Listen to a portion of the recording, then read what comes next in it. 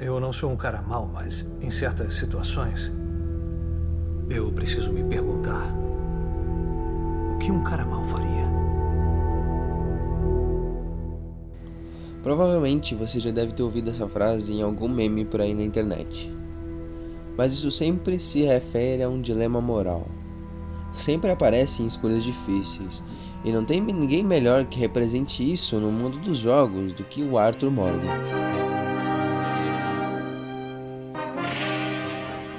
Não é só a história do jogo em si, é um pouco além disso. Se tem uma coisa que eu aprendi depois de jogar muito videogame, é que jogos bons, de empresas boas, os elementos neles que estão presentes nunca estão lá à toa. Em Red Dead 2 tem cerca de 500 mil de linhas de diálogos gravadas. E não, provavelmente não é só preencher linguiça. Quem escreveu na expectativa de passar uma mensagem, seja ela lá qual for. Seja um enredo da história, ou um diálogo engraçado de um encontro aleatório, ou até mesmo um jeito muito peculiar do Arthur falar com a sua égua. E também, é claro, reflexões. A jornada do herói, também conhecida como monomito, é um modelo de narrativa criado pelo mitólogo Joseph Campbell em seu livro O Herói de Mil Faces. Ela representa uma estrutura comum de histórias de heróis e aventuras. A jornada é dividida em várias fases, mostrando o desenvolvimento do personagem e as suas transformações ao longo do caminho. E é isso que eu irei mostrar nesse vídeo. Além da história, eu também vou contar a jornada do herói de Arthur Morgan. Meu muito prazer, eu sou o Striker.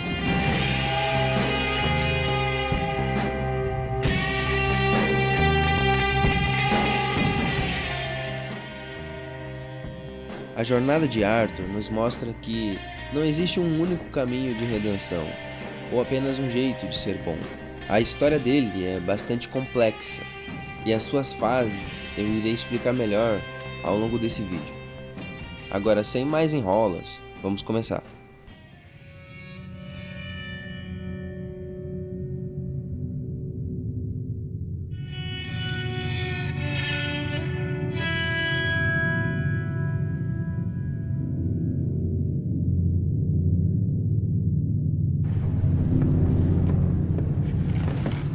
O mundo comum de Arthur não é bem o mundo de uma pessoa comum. Ele é um fora da lei, parte da gangue Van der Linde, sobrevivendo da única forma que conhece no Velho Oeste. A história começa após um assalto fracassado da gangue em Blackwater, evento esse que é extremamente importante para a trama. Esse roubo foi arquitetado pelo Dutch Van der Linde, o líder do grupo que Arthur faz parte. Esse assalto foi uma tentativa de roubar uma grande quantia de dinheiro e foi um desastre. Ao que sabemos, tudo deu errado e acabou com um tiroteio sangrento entre a gangue e a agência de detetives Pinkertons. Esse evento ficou conhecido como o Massacre da Água Negra de 1899. Dutch sempre teve esse sonho, roubar uma quantia significativa de dinheiro para que ele e a sua gangue vivessem livres das amarras e restrições das leis do governo. Dutch é um líder extremamente persuasivo, mas não é só por isso que Arthur é leal a ele. Arthur perdeu os pais logo no início da vida e foi acolhido por Dutch, então assim ele entrou para a vida do crime. Após o assalto fracassado, a gangue foge para as montanhas congeladas em Coulter, uma cidade abandonada. Nesse início, conhecemos a gangue e entendemos que é a única família que Arthur tem. Vemos que Arthur, apesar de ser um criminoso, faz tudo pela sua família, sempre cuidando deles e não os deixando passar fome ou frio. Esse tipo de tarefa é a rotina de Arthur, é o que ele faz para manter todos vivos. Então ele não questiona, ele apenas age. Mais tarde conhecemos uma figura importante no grupo, Hosea Matthews, o amigo mais antigo de Dutch. Hosea é alguém que Arthur respeita profundamente e é um dos poucos que se permite questionar Dutch. Em uma conversa, Hosea tenta abrir os olhos de Arthur para o fato de que talvez o sonho de Dutch esteja se desintegrando.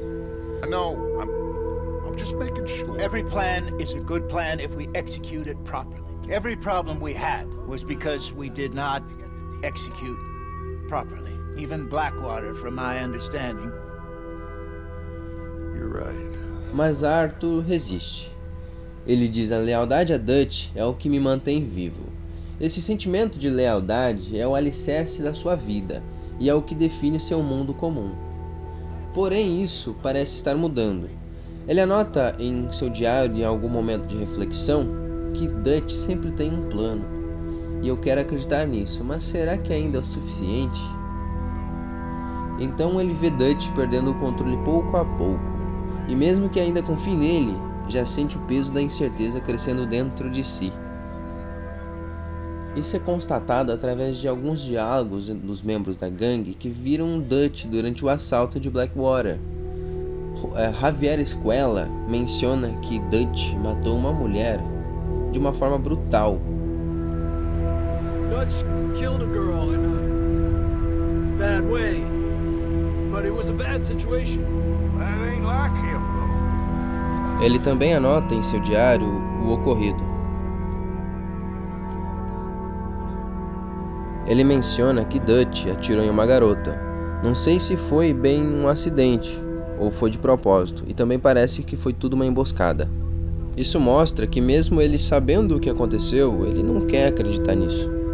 Acredito eu que por conveniência do roteiro, já que nós controlamos Arthur, eles não querem nos mostrar o que realmente aconteceu no golpe em Blackwater.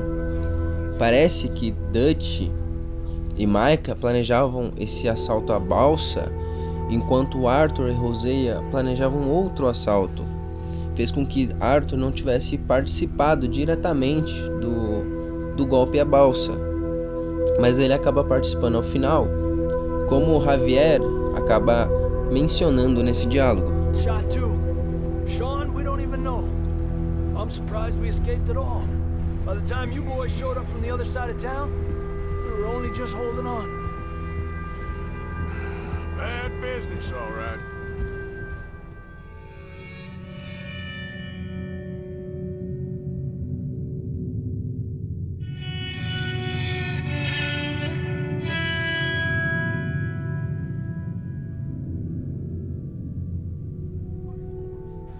Dutch ainda mantém a sua visão otimista.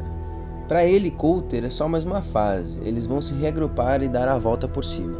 Dutch fala de um último grande golpe, que mudará tudo. Uma chance de abandonar a vida criminosa e finalmente viver em liberdade. E Arthur, que deve tudo a Dutch, ainda acredita. É o mesmo líder que o tirou das ruas e lhe deu uma família e um propósito. Mas algo não parece estar tão certo como antes.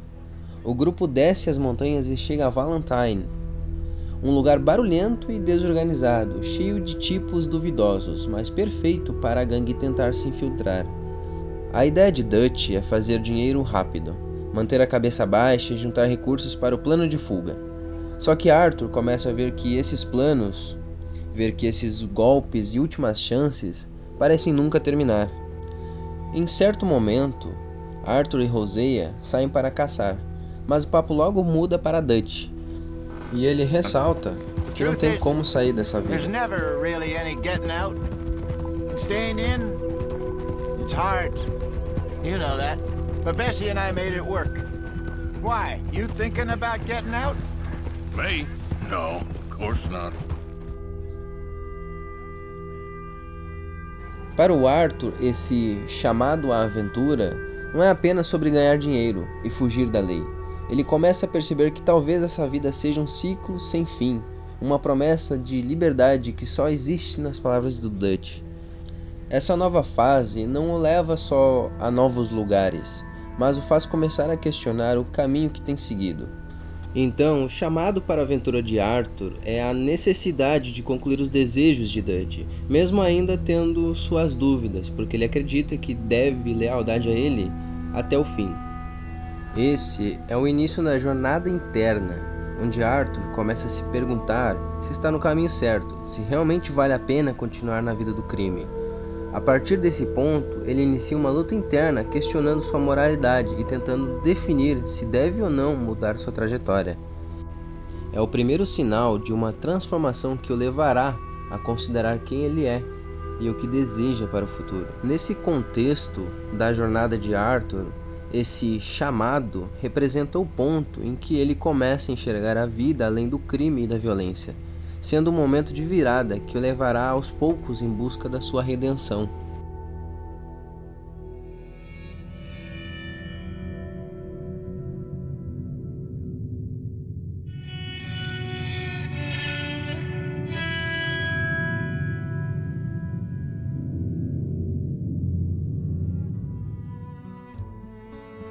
A recusa ao chamado é uma das fases mais importantes da jornada do herói.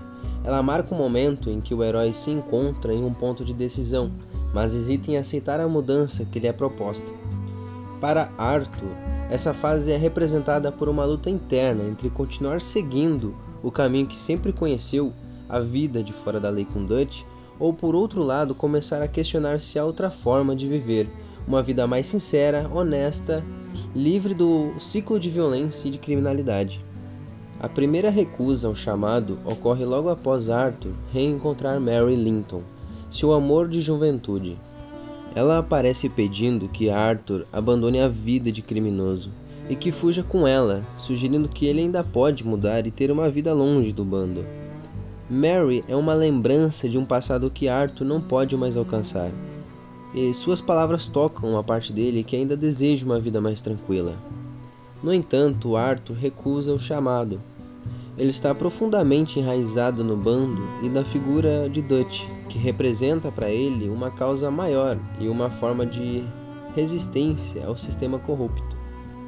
Mesmo tendo sentimentos por Mary e lembrando dos bons momentos de sua vida anterior, ele não pode imaginar sua vida sem a gangue. Em sua mente, a lealdade ao bando, especialmente a lealdade a Dutch, é inquestionável. Ele vê o pedido de Mary como uma tentativa de fazer com que ele abandone sua verdadeira família. A recusa ao chamado de Arthur Morgan é marcado por sua resistência à mudança e pela negação das suas próprias dúvidas. Ele se recusa a abandonar o bando e a figura de Dutch, mesmo sabendo que a vida que ele leva não é sustentável e o que começou como uma luta por liberdade acabou como uma espiral de violência e destruição. A recusa é tanto externa quanto interna, refletindo a dificuldade de aceitar que seu mundo comum está desmoronando e que a única forma de evoluir seria mudar completamente. Esse momento é crucial, pois é fundamental para o conflito interno de Arthur, o que o leva eventualmente a confrontar suas crenças, lealdades e, finalmente, a transformação.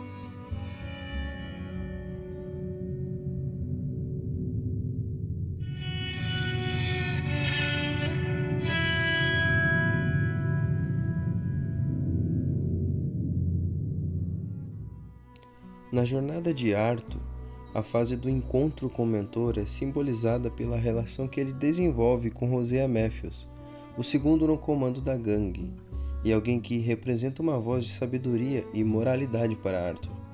Hosea serve não apenas como um mentor, mas também como uma figura que constantemente o desafia a refletir sobre as consequências de suas ações e a questionar a direção em que o bando está indo sob os comandos de Dutch. Hosea é uma figura paterna que compartilha uma história longa com Dutch, mas ao contrário do líder carismático e impulsivo, ele possui uma visão mais pragmática e ética sobre o que significa ser um fora da lei. Você vê o bando como uma família e defende a sobrevivência sem que seja necessário o uso constante da violência. Desde o começo do jogo, Hosea é alguém que tenta plantar uma semente da dúvida e reflexão em Arthur, incentivando-o a olhar para além das promessas vazias de Dutch e a considerar uma vida fora da criminalidade. Além de Hosea, acredito eu que também que o Águia Voando e a própria consciência de Arthur e também a John são seus mentores ao decorrer da história, mas Hosea é o mais importante. Hosea Matthews é uma fase essencial na jornada de Arthur. Hosea simboliza o chamado à reflexão, à sabedoria e aos questionamentos, oferecendo a Arthur a chance de vislumbrar uma vida além do crime e da violência. Mesmo após sua morte, Hosea continua a guiar Arthur com uma voz interna que o encoraja a buscar a redenção. Essa influência molda o resto da jornada de Arthur, levando-o a enfrentar dilemas morais e buscando uma vida de propósito e empatia, mesmo no meio da sua própria queda.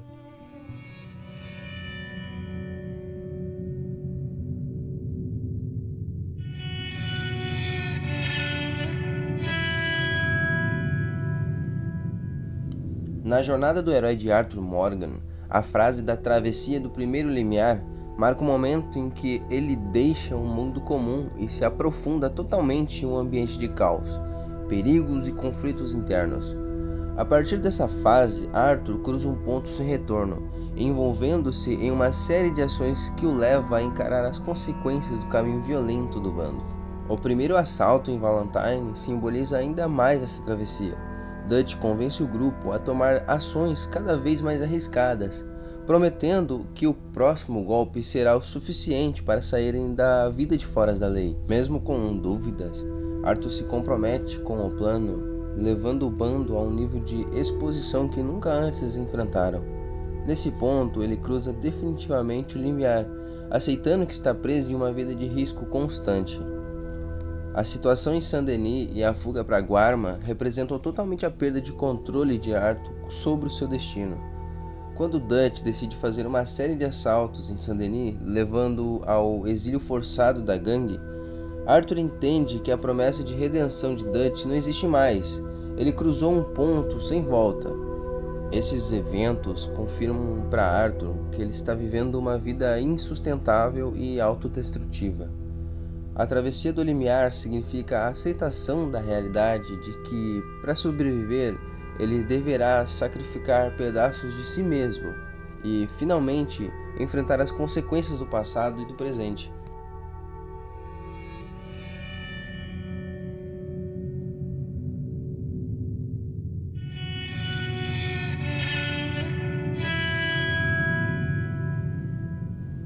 Na jornada de Arthur Morgan, a fase de provas aliados e inimigos o leva a enfrentar uma série de desafios morais e emocionais que testam sua lealdade à gangue, sua moralidade e até sua própria identidade. À medida que o caos se intensifica e a liderança de Dutch se torna cada vez mais errática, Arthur é forçado a avaliar quem são seus verdadeiros aliados e quem são os verdadeiros inimigos, tanto na gangue quanto fora dela. As decisões de Dutch passam a colocar toda a gangue em um risco constante, e Arthur começa a se perguntar se está lutando ao lado de um líder ou de alguém que se tornou uma ameaça. Em diversas missões perigosas, Arthur vê Dutch agindo de forma impulsiva, priorizando sua própria visão e colocando vidas em risco. Cada prova aumenta as dúvidas de Arthur, que começa a questionar a moralidade da gangue e o que significa ser leal. Quando Dutch executa aliados ou toma decisões cruéis e imprudentes, Arthur percebe que talvez seja o próprio Dutch quem está empurrando a gangue para a autodestruição. Cada missão começa a se tornar um dilema, uma prova de até onde ele irá para permanecer ao lado de Dutch, que ele já não mais o vê como uma figura paterna de um líder. Além de Mary, cresce um laço com John Marston e a sua família. Desperta em Arthur um senso de responsabilidade e compaixão, especialmente pelo bem-estar do Jack, o filho do John. Esses aliados tornam-se influências vitais para que ele comece a desejar algo mais do que a sobrevivência a qualquer custo. Ao ajudar John e a sua família, Arthur sente um propósito renovado, algo que vai além da lealdade à gangue. Ele deseja proteger e dar um futuro melhor para aqueles que ainda têm chance de escapar dessa vida, como John e o seu filho. Além dos conflitos internos, Arthur enfrenta o agente Milton e a agência de detetives nacional Pinkertons, que começam a apertar o cerco sobre a gangue. Essa pressão externa torna-se um inimigo constante, testando a capacidade de Arthur de se manter unido ao grupo, especialmente quando ele começa a desconfiar da traição dentro da própria gangue. sentindo que há uma informidade entre eles. A paranoia e a tensão aumentam conforme ele tenta entender quem é leal e quem está trabalhando contra eles, criando um ambiente de desconfiança que só aumenta a sensação de isolamento e dúvida. Arthur começa a perceber que as ações da gangue e as próprias escolhas o afastam de quem ele gostaria de ser. Em missões onde ele ajuda inocentes e protege aqueles que o ama, Arthur é testado a tomar atitudes mais altruístas, mesmo que isso vá contra as ordens de Dutch. Essas provas o levam a ver que a sua verdadeira jornada talvez seja a redenção, um caminho onde ele pode, ao menos, tentar escapar parte do que ele faz. Nessa fase de provas, aliados e inimigos, Arthur Morgan é desafiado a confrontar suas próprias crenças, avaliar quem realmente importa em sua vida e descobrir que talvez o verdadeiro inimigo seja o próprio ciclo de violência e crime que ele ajudou a construir. Essas experiências começam a transformar Arthur, preparando-o para os próximos passos da sua jornada de autoconhecimento e redenção. E por enquanto é isso. Eu vou terminando essa primeira parte por aqui, para o vídeo não ficar extremamente longo, e porque eu estou fazendo tudo pelo celular, isso está dando muito mais trabalho do que eu imaginei. E se você curtiu essa abordagem ao Red Dead 2, deixa um like e, é claro, se inscreve para não perder a parte 2, que assim que eu concluir ela, eu vou estar postando aqui. E enquanto isso, confira os vídeos anteriores que você está vendo aí na sua tela. Meu muito obrigado e valeu!